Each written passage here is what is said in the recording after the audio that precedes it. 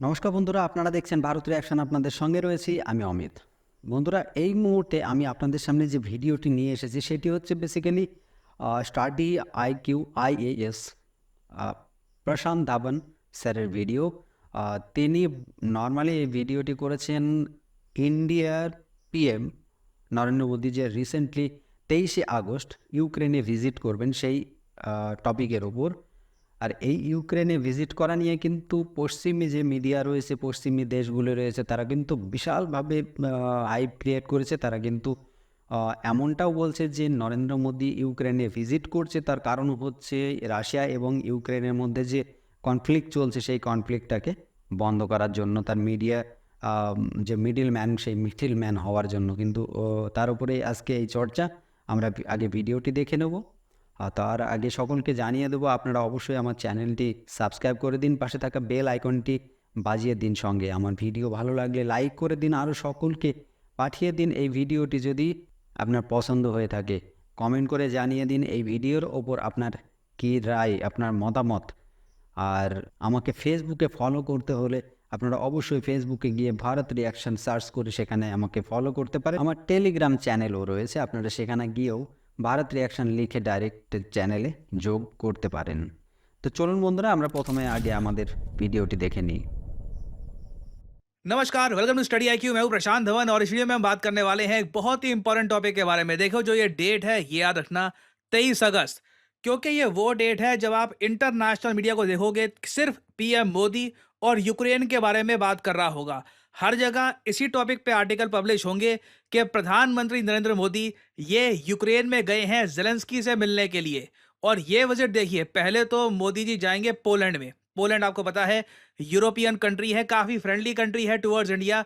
तो मोदी जी पहले जाएंगे पोलैंड में और उसके बाद बताया ये जा रहा है मोस्ट प्रॉब्ली पोलैंड की या तो बॉर्डर क्रॉस करके या फिर ट्रेन में हो सकता है कि ये जाएंगे यूक्रेन में। और पूरी दुनिया को देखो, उम्मीद ये है, प्राइमरली मैं कहूँगा वेस्टर्न मीडिया को और वेस्टर्न गवर्नमेंट्स को उम्मीद ये है कि प्रधानमंत्री नरेंद्र मोदी ये जाएंगे यूक्रेन में वॉर रुकवाने के लिए। बट इंडियन ऑफिशियल्स ने अपनी तरफ से ये बात मीडिया को बता दी है कि देखिए, इंडिया कोई मीडिएशन करने के लिए नहीं जा रहा। ये बहुत ही इंपॉर्टेंट पॉइंट है। देखो, यूएसए बहुत ही लंबे समय से ना ये चाहता था कि इंडिया मीडिएशन करे, मगर इंडिया ने हमेशा रिजेक्ट करी है मीडिएशन कॉल्स। आप नोट करना, यूएसए की गवर्नमेंट ने काफ़ी बार ये कहा है कि इंडिया बहुत ही स्पेशल कंट्री है, इंडिया के अच्छे रिलेशंस हैं यूक्रेन के साथ, साथ ही साथ ये स्पेशल रिलेशनशिप एंजॉय करते हैं व्लादिमीर पुतिन के साथ।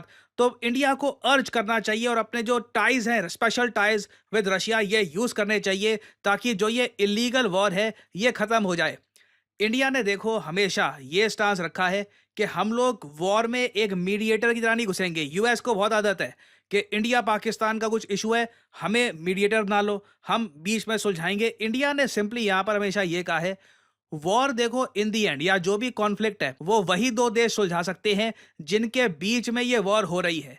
जब तक ये दोनों देश यूक्रेन रशिया ये मिलके नहीं बैठेंगे, चाहे इनके आसपास कुछ और कंट्रीज बैठ सकते हैं, बट जब तक ये दोनों देश मिलकर नहीं बैठेंगे किसी समिट में, वॉर कहाँ से खत्म होगी। अभी रिसेंटली आपको पता होगा यूक्रेन पीस समिट हुआ, उस समिट में रशिया कोई जब इन्वाइट नहीं किया तो कैसे ये वॉर खत्म होगी। तो ये जो स्टांस है इंडिया का, ये बहुत ही ज़रा इंपॉर्टेंट है।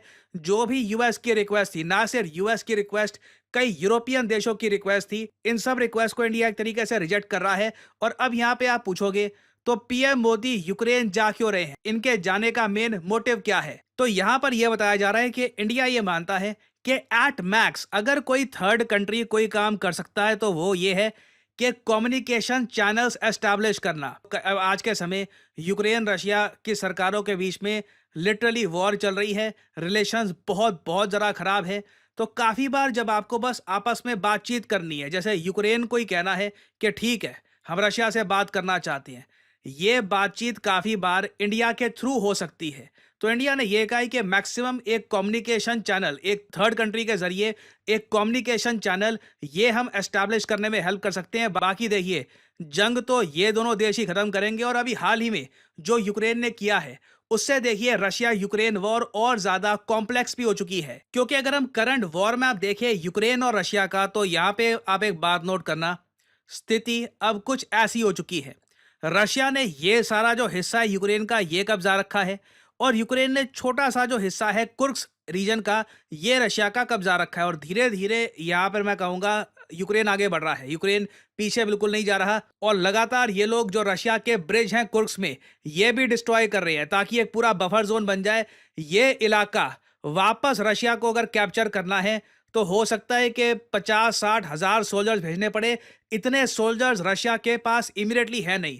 पुतिन के पास देखिए अब लिमिटेड ऑप्शंस बचे हैं। एक, सिंस यहाँ पे इन्होंने इवैक्यूएशन करा रखी है अपने सिटीजन्स को, ये बेलगोरोद और कुर्स्क से हटा चुके हैं। मे बी एक स्मॉल स्केल न्यूक्लियर डिवाइस यहाँ पे ये एक्सप्लोर कर सकते हैं। ये भी ऑफ कोर्स रशिया के पास बहाना होगा कि सिंस यूक्रेन एक न्यूक्लियर पावर प्लांट को कब्जाने की कोशिश कर रहा है, एक डर्टी न्यूक्लियर बॉम्ब एक्सप्लोर करने की कोशिश कर रहा है, तो हो सकता है पुतिन वहां पर जाएं। That is an option. दूसरा ऑप्शन देखिए पुतिन के पास है कॉन्स्क्रिप्शन। फिर से रशिया की जनता को बोले कि जो आम लोग हैं रशिया के उन्हें सोल्जर्स बनना होगा और अगर पुतिन ऐसा करते हैं तो इनकी जनता इनसे और ज्यादा नाराज हो जाएगी। ऑलरेडी देखिए रशिया से बहुत सारी आबादी इनका देश छोड़ने की कोशिश कर रही है। तो जो सेकेंड ऑप्शन है मैं कहूंगा पुतिन जब बहुत ही ज्यादा डेस्परेट हो जाएंगे, जब मान लो कि जो यूक्रेन की सेना है या फिर जो नेटो की सेना है धीरे धीरे बिल्कुल मॉस्को के करीब आना स्टार्ट हो जाएगी, जो ये ब्रांस्क एरिया है ये भी हाथ से निकल जाएगा कुर्स्क के बाद, तो हो सकता है कि पुतिन एक बार को वहां पर देखे। बट अभी के लिए लगता है कि व्लादिमीर पुतिन बस थोड़ी बहुत फोर्सेस भेजकर धीरे धीरे कोशिश करेंगे कि यूक्रेन का जो एडवांस है यहीं तक सीमित रहे। और अब गेम ये है कि रशिया देखिए साउथ में एडवांस करेगा, यूक्रेन थोड़ा बहुत नॉर्थ में एडवांस करेगा और इन दी एंड अगर कल को सीज फायर होता भी है ना तो वहां पे लैंड स्वैप किया जाएगा। कुछ एरिया रशिया यूक्रेन का छोड़ेगा साउथ में, कुछ एरिया यूक्रेन रशिया का छोड़ेगा। इसी तरीके से ये वॉर समाप्त हो सकती है। और इसमें देखिए कोई थर्ड पार्टी आकर क्या कर लेगी, तो इसमें यूएन क्या कर लेगा, यूएस, इंडिया, कौन सा देश कह सकता है यूक्रेन रशिया दोनों को कि इसी के इसी वक्त सीज फायर कर लो? कोई भी नहीं मानेगा। ऑब्वियसली अभी दोनों देश ही एक दूसरे की जो जमीन है ये कब्जाने का पूरा प्रयास कर रहे हैं। तो अब यहाँ पे आप यही पूछ सकते हैं कि क्या यूक्रेन इंडिया से कुछ हेल्प मांग सकता है पैसे की? बिल्कुल, ये मैं आपको बता दूं, जेलेंस्की बिल्कुल मोदी जी को कह देंगे कि जितना पैसा दे सकते हो उतना दान करिए, दिल खोल के दान करिए। वर्ल्ड बैंक ने ये बताया है कि यूक्रेन की जो रिकवरी है, क्योंकि यूक्रेन पर हैवी बॉम्बिंग करी है रशिया ने ओवर द ईयर्स, 2 साल में पूरा यूक्रेन कंप्लीटली ट्रांसफॉर्म हो चुका है और अभी भी हमको पता नहीं है वॉर कहाँ तक जाएगी, कितनी आगे चलेगी। तो वर्ल्ड बैंक ने यह कहा है कि यूक्रेन को रिकवरी करने में ही अराउंड $500 बिलियन चाहिए होंगे। भारत के जो टोटल फॉरेन एक्सचेंज रिजर्व्स हैं ये $670 बिलियन के आसपास हैं। अब इमेजिन करके देखो यूक्रेन को कितनी बड़ी हेल्प चाहिए। और ऑब्वियस ही बात है जो ये $486 बिलियन का अमाउंट है सारा का सारा पैसा तो देखिए ये इंडिया से नहीं चाहेंगे, बट इंडिया से डेफिनेटली एक्सपेक्ट करेंगे $1-2 बिलियन। तो या तो लाइन ऑफ क्रेडिट या फिर ग्रांट के रूप में इंडिया प्रॉमिस करे, चाहे वो पैसा बाद में ही दे। सिंस इंडिया कोई मीडिएशन नहीं करने वाला रशिया यूक्रेन वॉर में, यूक्रेन ये तो डेफिनेटली एक्सपेक्ट करेगा। और कई जो एमपी हैं यूक्रेन में वो थोड़ा बहुत ये भी कह चुके हैं कि सिंस इंडिया ने इतना कमाया है रशिया के सस्ते तेल से, this is the least India can do. तो यहाँ पे मैं आपसे पूछना चाहूंगा एक क्वेश्चन, कमेंट सेक्शन में इसका आंसर करना। आपके हिसाब से देखो यूक्रेन इंडिया से हेल्प तो पक्का मांगेगा, कितने $बिलियन या फिर $मिलियन की हेल्प आपके हिसाब से भारत को करनी चाहिए यूक्रेन को? लिखेगा इसके बारे में कमेंट सेक्शन में। आप ये भी लिख सकते हैं अगर आपका पर्सपेक्टिव है कि इंडिया देखिए अभी डेवलपिंग कंट्री है, हमारे यहाँ इतनी प्रॉब्लम्स हैं, हम क्यों यूक्रेन को जाकर पैसा देंगे? तो लिखेगा इसके बारे में कमेंट सेक्शन में। मैं जानना चाहूंगा यहाँ पे आपका ओपिनियन। और बाय द वे जो पीएम मोदी की विजिट होगी टू पोलैंड, इस पर मैं एक प्रॉपर वीडियो आपके लिए लेके आऊंगा। जो यूक्रेन में जाएंगे ऑब्वियसली उसको भी मैं एक्सटेंसिवली कवर करूंगा और ये भी देखना पड़ेगा कि रशिया इन विजिट्स के बारे में क्या कहता है। रशिया के बहुत ज़्यादा खराब रिलेशंस हैं यूक्रेन के साथ और साथ ही साथ पोलैंड के साथ। इन द पास्ट आप अगर देखें तो रशिया पोलैंड के अगेंस्ट भी वॉर कर चुका है। एक्चुअली यूएसएसआर पोलैंड के अगेंस्ट वॉर कर चुका है। यूक्रेन के अगेंस्ट रशिया की अभी वॉर चल रही है, तो रशिया का रिस्पांस देखना बहुत ही इंटरेस्टिंग होगा। कुछ अपडेट्स आती हैं तो मैं आपके लिए अपडेटेड वीडियोस लाता रहूंगा। তো বন্ধুরা ভিডিও শেষ হয়ে গেল। এখন স্যার একটা কোশ্চেন করেছে যে কত $বিলিয়ন ইন্ডিয়া ইউক্রেনকে হেল্প করতে পারে। দেখুন হেল্প করার কথা আসলে কিন্তু এখানে দুই তরফ থেকেই খরচ হয়েছে, দুই তরফ থেকেই কিন্তু ক্ষতি হয়েছে। সেই জায়গায় ইন্ডিয়া ইউক্রেনকে হেল্প করবে, সেই জায়গায় দাঁড়িয়ে যদি রাশিয়াকে হেল্প না করে তো রাশিয়া নারাজ হবে অবশ্যই। তো এই রকম সিচুয়েশনে আমার মনে হয় খুব সামান্য যেটা দরকার না দিলে নয় সেরকম একটা কিছু করবে। আর ইন্ডিয়া যাচ্ছে এখানে অন্য আরও রিজন থাকতে পারে। এমন হতে পারে কিছুদিন আগে যখন রাশিয়ায় ভিজিট করলো সেই জায়গার কিছু কথাবার্তা ইন্ডিয়া হয়তো মিডিয়ার আমার মনে বলছে একটা কিছু এর মধ্যে কাজ হবে, কারণ যেহেতু আমেরিকা এবং ইন্ডিয়ার মধ্যে সম্পর্ক আস্তে আস্তে আস্তে আস্তে দূরে চলে যাচ্ছে। তো সেই জায়গায় দাঁড়িয়ে ইন্ডিয়া এখানে একটা স্ট্যান্ড নেবে যে এশিয়া এবং ইউরোপের মধ্যে বেশ ভালো একটা রিলেশন তৈরি করা। যদি রাশিয়ার এই ব্যাপারটা নিয়ে ইন্ডিয়া একটুও স্ট্রং ডিসিশন নিয়ে ফেলে বা একটু যদি এই জায়গাটাকে বেশ শক্তভাবে ঠিক করে দিতে পারে দুজনের রিলেশন, তাহলে কিন্তু ইন্ডিয়ার পাওয়ার আর সেই জায়গায় থাকবে না যেখানে বর্তমান রয়েছে। তো ইন্ডিয়া কিন্তু অনেক বড় পাওয়ারফুল একটা কান্ট্রি হয়ে যাবে সেই জায়গায় দাঁড়িয়ে। এটা আমার ওপিনিয়ন, আপনাদের ওপিনিয়ন কি অবশ্যই আপনারা জানাবেন। আর একটা কথা হচ্ছে যে যে রাশিয়া যেভাবে ক্ষতি হয়েছে, রাশিয়ার প্রচুর ক্ষতি হয়েছে। রাশিয়ার বিভিন্ন রকমের চারিদিকে বিভিন্ন এখানে স্যাংশন, ওখানে স্যাংশন, প্রত্যেকটা জায়গায় স্যাংশন চলছে। তো রাশিয়ায় বিভিন্ন ক্ষতি হয়েছে, কারণ রাশিয়াতে বিভিন্ন জায়গাতে ব্যান করা রয়েছে। রাশিয়া এই করতে পারবে না, ওই করতে পারবে না, এইরকম বহুত কিছু করা রয়েছে। যেহেতু চীন এবং ইন্ডিয়া সাপোর্ট করছে, তাই রাশিয়া কিন্তু কিছু কান্ট্রি নিয়ে একটা বেশ সাইড বানিয়ে ফেলেছে নিজের।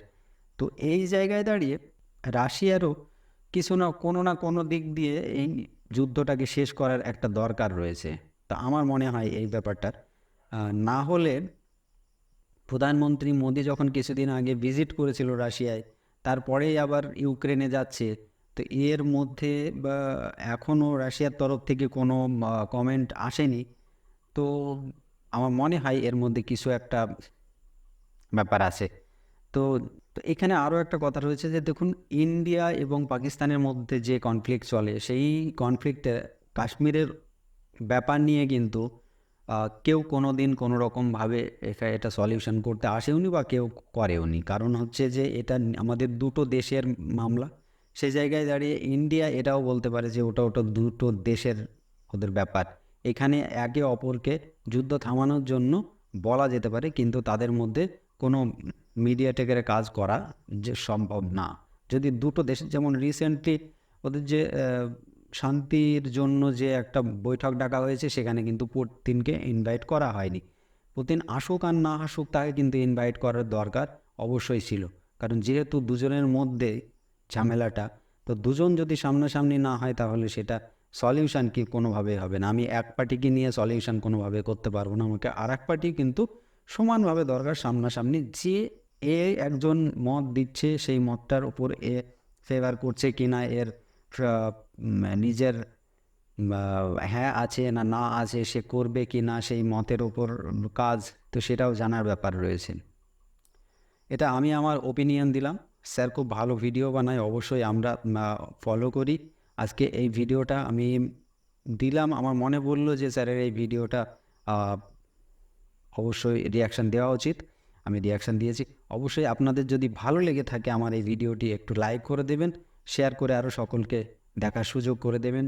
আমার চ্যানেলটি সাবস্ক্রাইব করে পাশে থাকা বেল আইকনটি অবশ্যই বাজিয়ে দেবেন। আজকের মতো এখানেই সমাপ্ত করছি। সকলে ভালো থাকবেন, সুস্থ থাকবেন, ধন্যবাদ।